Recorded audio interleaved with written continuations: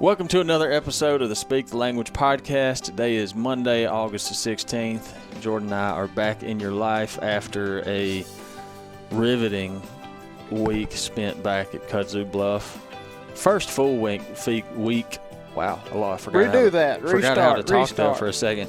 First full week spent at the Bluff. We went on Monday, didn't we? Left on Monday after we talked about what we're going to go do and got after it. Yeah. But before that, let's cover what we need to cover. First things first, new shows on Outdoor Channel. The deer shows have officially started.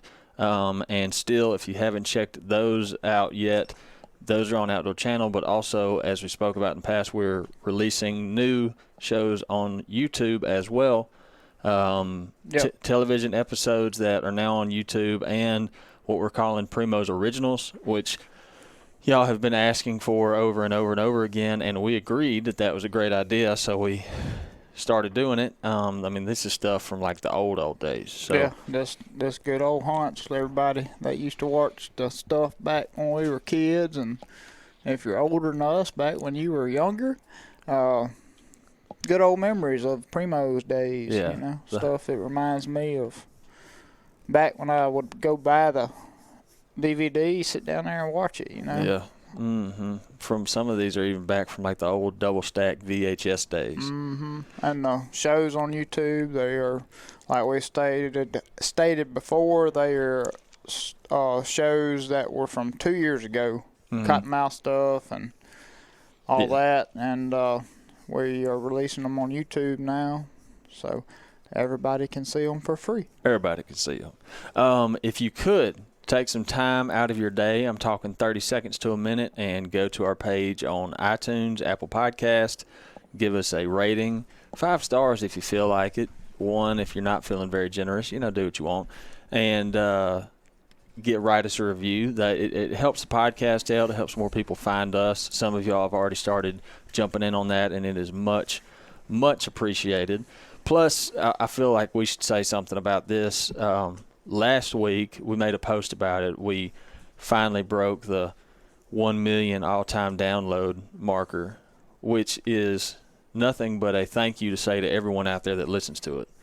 So, thank y'all. It's August. As of September, we will have been doing this podcast 4 years. And it's been a lot of trial and error. Probably more error than trial, especially in the early days. 4 solid years. It's 2017. Good gracious. Yeah. So that's the funny thing, too. I said, talking about error, the first platform that we had the podcast hosted on, we had to move platforms to another one to make it, I can't remember, compatible technology stuff that I don't understand. So those original episodes, they're still there. But we lost all our metrics from them. So when we actually crossed 1 million downloads, I don't know. It was before now, but now we've officially crossed it, so to speak. So big thank you to everybody that listens to us. And it's kind of crazy to think of that many. We're no Joe Rogan podcast that gets like 1 million a week, but it's pretty cool. Yeah, that's pretty neat. One other thing. I have a list right here of things that we needed to talk about before we've spoken about this before, but we had enough questions pop up, particularly last night because we had the Sunday airing on the Outdoor Channel show.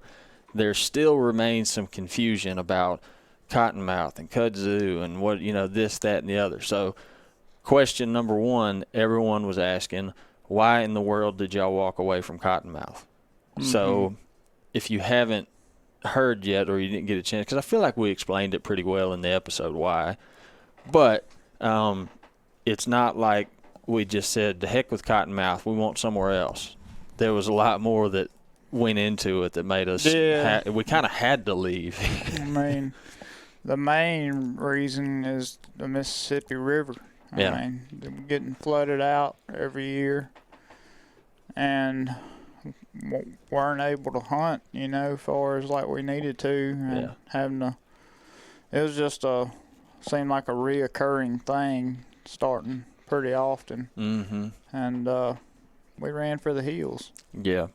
It was like don't get me wrong.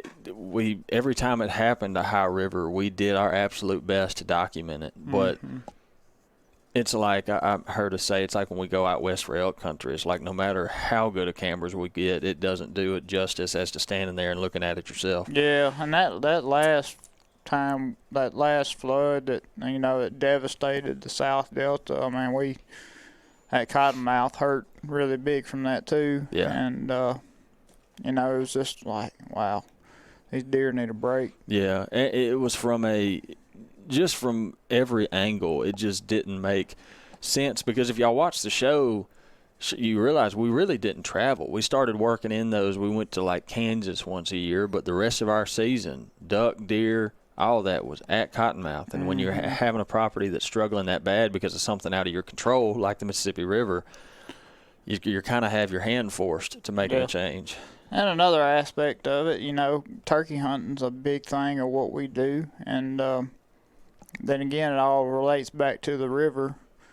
There not really a huntable population of turkeys on Cottonmouth like it once was. And we never hunted turkeys there because it's been pretty much in disarray since the 2011 flood. Yeah. And that's another aspect we have now that I'm super thankful for. Yeah. Is having kudzu, and we have turkey hunting. It's kind of like a give and take, like you said, because there's not going to be really any duck footage in the new shows that are coming to Outdoor Channel now, because we didn't have any duck hunting opportunity. But we're figuring that out, and that's kind of the allure of when we started doing Cottonmouth, is there was going to be different challenges and different things to look at, or a whole different angle of seeing when you document an entire show from off of one property, you know. So that's part of it, what the transition to kudzu is going to be, and I think what makes it interesting. But again, I feel like it was best to address it on here. Yin and yang. There's always a positive, there's always a negative, no matter what you do. And the negative outweighed the positive for us the last couple of years at Cottonmouth, far as the river goes, you know. Yeah. So. But I don't want anyone thinking that we were just chasing greener pastures or, you know, any of that. Yeah, I mean, like, look, I think everybody can understand this. Like, everybody has either heard of it or experienced the Mississippi River floodplain hunting. Yeah. You know, like, it is a special area anywhere up and down that river. Especially you start getting south of Missouri. Yeah. It does not, in my opinion, which everybody's got their own opinion, in my opinion, it does not get any better whitetail deer hunting in the world than the Mississippi River when it's right. Yeah. I mean, yeah, it's just special. I mean, but then you go back and you look at it, talking about yin and yang. Go look back at just some of the titles of our podcast episodes from Cottonmouth. How many of them are named like high-watered bucks or the river has no mercy? I mean, it's just, that was the theme. Yeah. You know, it was I think all of what Cottonmouth was, I think it'll be the farther we get away from it and the farther we get, you know, we get more of a retrospective view of everything that happened while we were there. It was a very special time, and calling it a special place is it's a bit of an understatement, but. And we've both had people ask us, do we, you know, miss that place? Absolutely. Of course we do. I mean, that was I've said this before, but it's like, if you grow up, I know for sure, because I can speak firsthand of it, if you grow up as a hunter in the state of Mississippi, you either hear about hunting on the Mississippi River or in the Mississippi River Delta, or you dream about hunting in the Mississippi River Delta, or you're one of those that's fortunate enough to get to do it, to get to experience it. And I had never had the chance, other than duck hunting in the Delta some growing up. I'd never done any deer hunting to any extent, or any kind of really duck hunts, except for when I would be invited as growing up, until Cottonmouth. And so, yeah, the river will get in your blood if you're a hunter, because it's so incredible. So, yes, we do miss that place. But another thing that you learn the older that I get, nothing lasts forever. Nope. Everything is going to change, just because that's the way the world turns. That's the way life works. So I figured that was worth addressing on this podcast because there just keeps so many questions keep bubbling up of why we left Cottonmouth. Yeah, and kudzu, I mean, it ain't been easy. Like getting a transition started. It's I mean, you got to think about like if you are in a deer camp or a family farm and it sells, or you, I don't know, decide to leave the camp. And you got to start over somewhere. Yeah. It is not easy to do that as far as like learning a place. Yeah. Like it takes you years. Yeah. That's the thing. I mean, yeah, it's a learning process. We're still learning kudzu, and we've talked about that. But yeah, there's also been questions asked several times. Folks have sent it in. Do you think you will ever go back to Cottonmouth? I don't know. Yeah. I can say confidently, as I sit here right now, I don't see us doing that anytime soon. But I can't say a definite yes or a definite no. No, you don't ever know. No. I do. I mean, we're gonna always find ourselves somewhere hunting on the river at some point or another, just because it's a special place. Yeah, and I mean you'll see that in these upcoming shows. We made our way back down to the river. We hunted at Swamp Donkey last year, and it's a absolutely amazing place. Incredible. I think we're going back down there this season, aren't we? As far as I know, as long as the river holds. Yeah.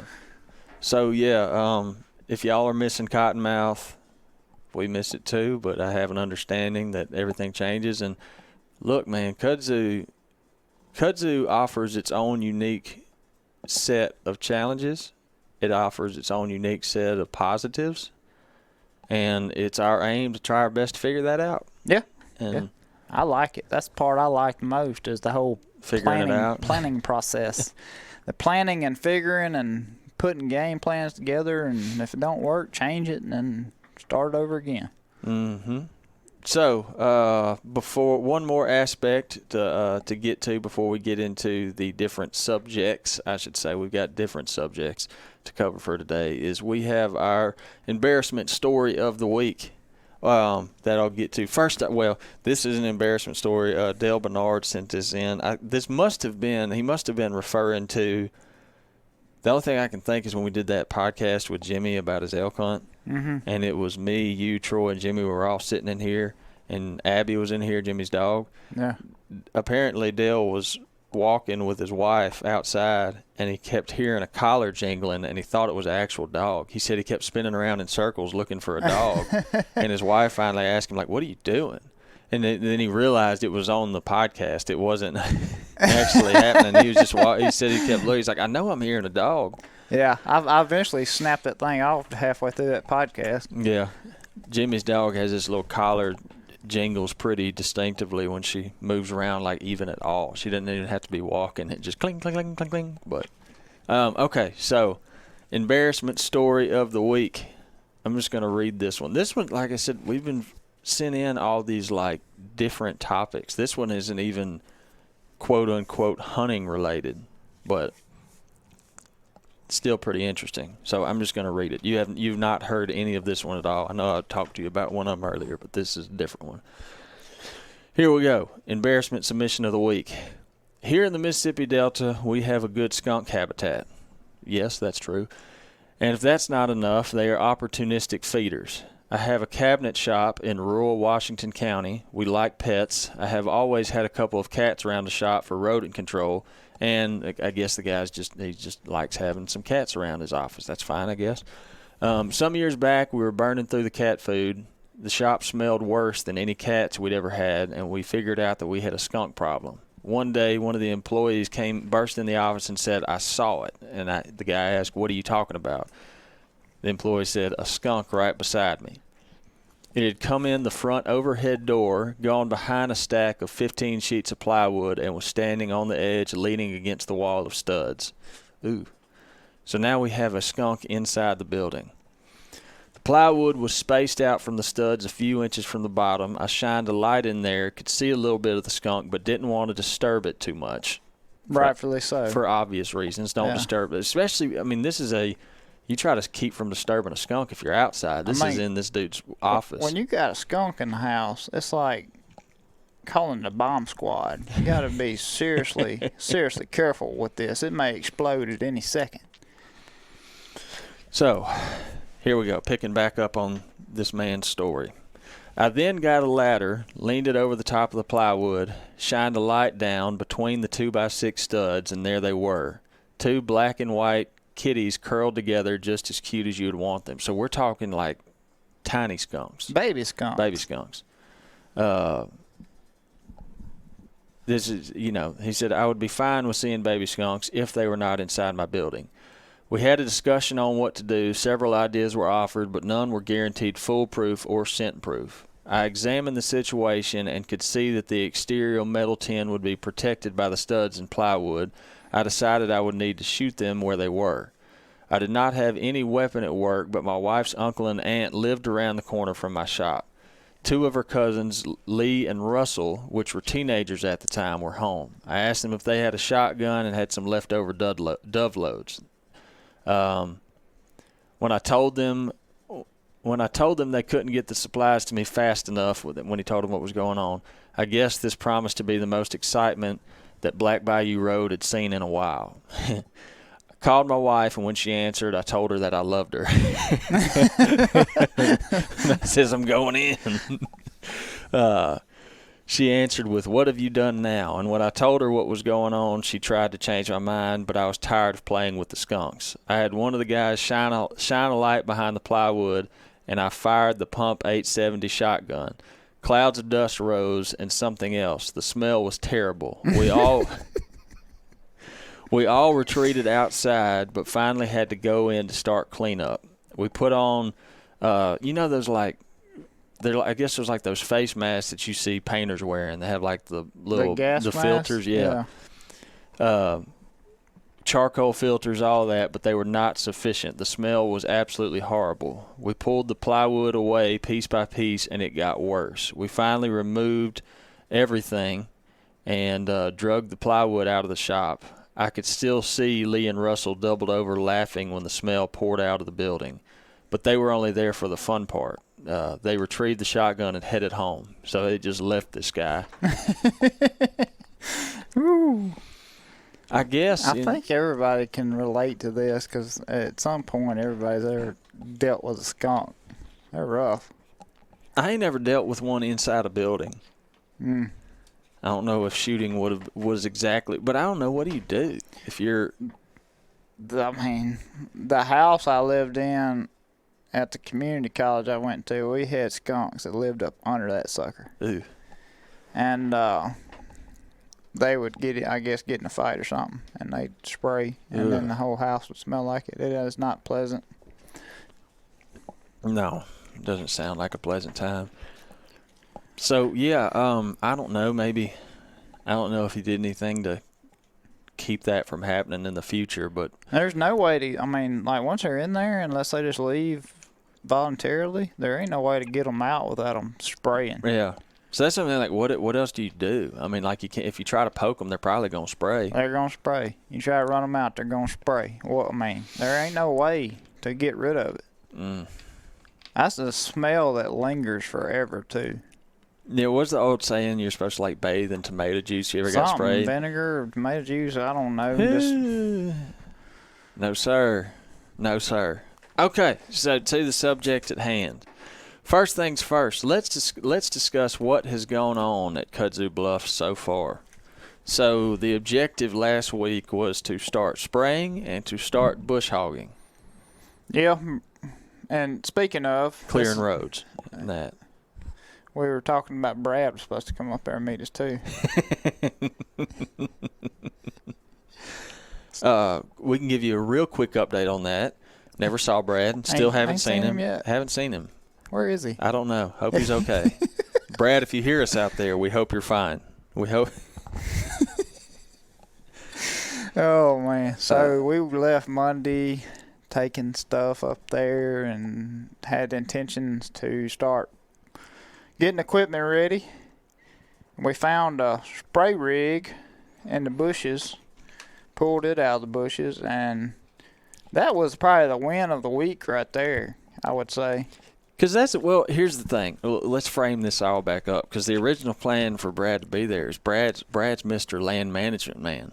He's the pro. He's got all the stuff. So we were like, we meet Brad up there, we're going to be rocking and rolling. Well, Brad couldn't make it, and so we're like, well, we got to spray with something. And so that spray rig, like, Jordan's not lying when he says we dug this one out of the bushes or we found it. Like, I don't know how long that thing had been there. Yeah, I mean, I'm just, like, type A, and it's like, if I got something on my mind, like, to do, I'm going to go do it if I can. And so we got this sprayer rigged up to the tractor.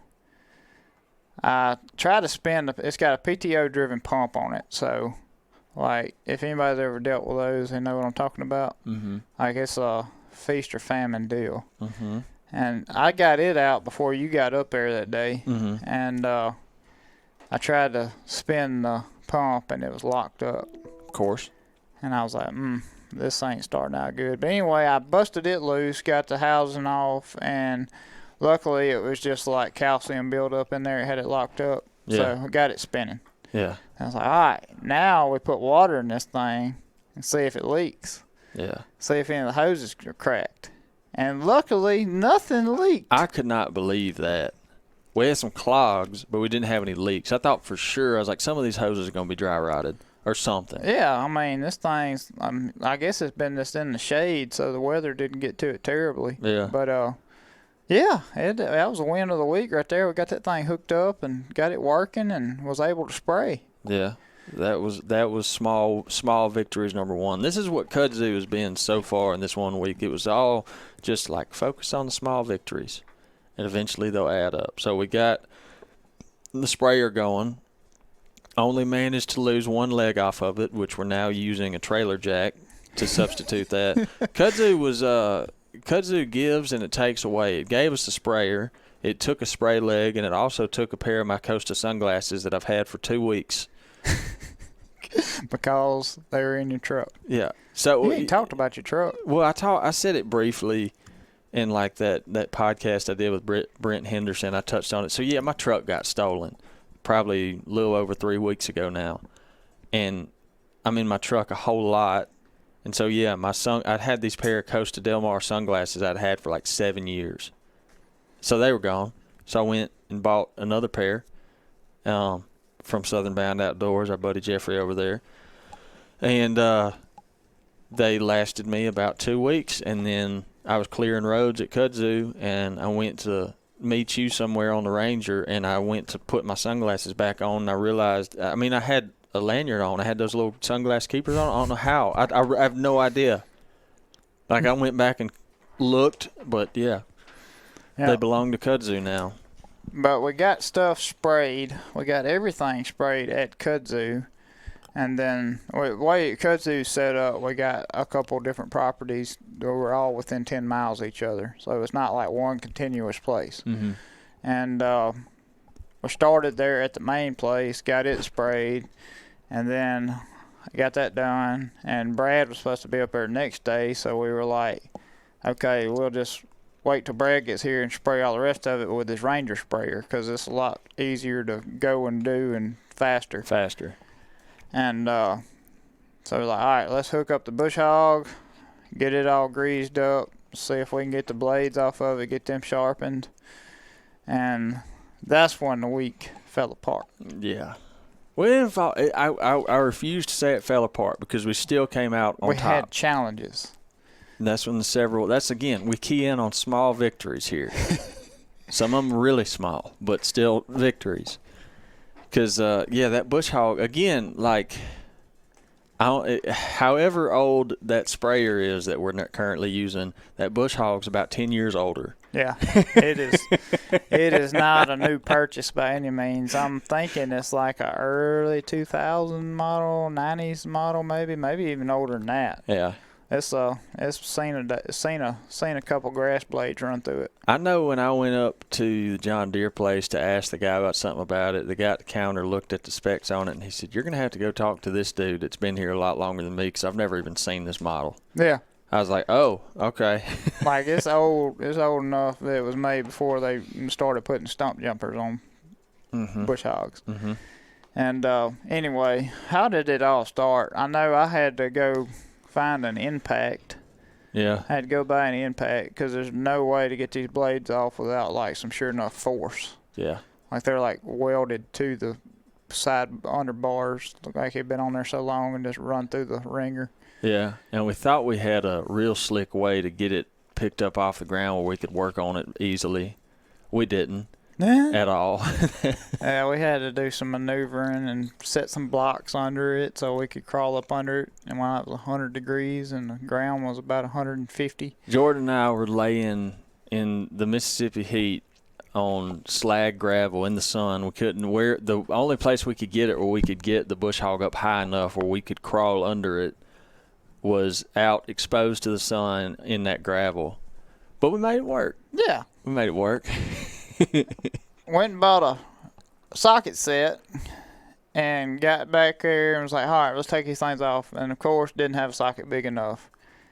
So you had to make another trip, go get a socket. Then we finally got the blades coming off, and then the last one was a booger, didn't want to come off at all.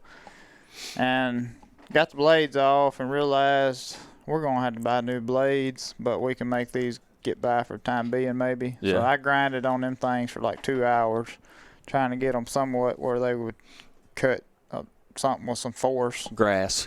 I mean, I don't cut grass that good. If you get anything above the stiffness of grass, we're out of luck. We ain't bush hogging anything else. Yeah. So this takes place over a whole day pretty much. I mean, it's a time-consuming process. And get all the gear oil checked and changed and put new in there and grease it up, get the blades back on, back up. All right, let's see if this thing cut. Yeah, which, I mean, like, getting the blades off themselves was a process because that's like took me crawling under there, spinning a blade to you be all right, I can see it now, line it up, and the impact wrench, get it off, grind on it, WD-40 everything so we can put it back on. But we got it. We're like, all right, we're ready to roll. Yeah, hook it up, PTO. I'll go, all right, I'm going to cut the yard because it's growed up too. Turn on PTO. Clutch starts free spinning. That's when the problems really started. Yeah. If you know anything about a clutch, normally it's like a spring tightened deal. Well, this one's so old it doesn't have that. Doesn't have spring. It's got one big nut on it that you got to like put a pipe wrench big as your thigh around to tighten up. Anyway, we tighten up on it. Can't never get it apart. Try to get the bolts out of the PTO. I ain't got the right wrench to get to them good enough because there's a crossbar in the way.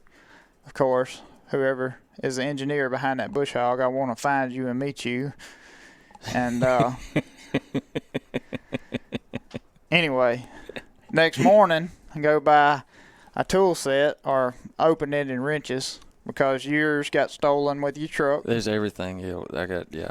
And me, I've probably lost all mine over the years. Yeah. Have to buy a new set about once a year because I leave them laying somewhere and walk off and don't think about it anymore. My truck was just my excuse. I was like, yeah, all my stuff's in my truck. It's gone now. Probably really didn't even have any anyway. No, my toolbox was in there, and I know there was some wrenches in there. I don't know how many.